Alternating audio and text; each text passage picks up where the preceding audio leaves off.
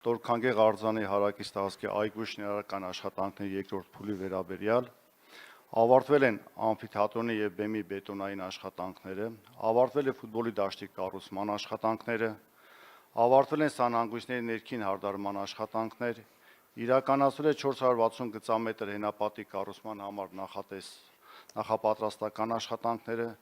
իրականացվել են հողային աշխատանքների 60%-ը, տնկվել է 1400 ծառ, 5950 քառակուսի մետր տարածք ծածկվել է տոմետով,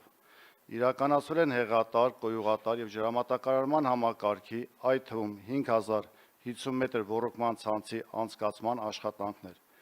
փորվել է խորքային հոր, տեղադրվել է անհրաժեշտ ջրային պոմպերը, կատարվել են արտաքին լուսավորության համակարգի անցկացման մոնտաժման աշխատանքներ, կառուցվել է այգու ավտոկայանատեղին, կառուցվել են 7 աստիճանավանդակներ։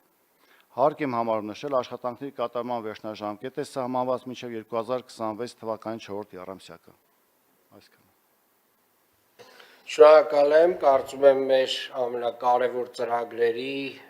ծրագրից ամենահաջողված նաև նախագծերից մեկն է Տոր-Քանգեղի այգու վերակառուցումը, որը որ տարատեսակ առանձնացված հողակտորներից վերածվում է մեծ քաղաքային այգու եւ իրականում սա կարծում եմ նաեւ դառնում է ոչ միայն նոր վարչական շրջանի ամենագեղեցիկ վայրերից մեկը, այլ նաեւ Երևան քաղաքի եւ այս տեսակ ծրագրերն են, որ փոխում են մեր քաղաքի դիմագիծը, որ փոխում են մեր քաղաքում կյանքի որակը, որովհետեւ վստահորեն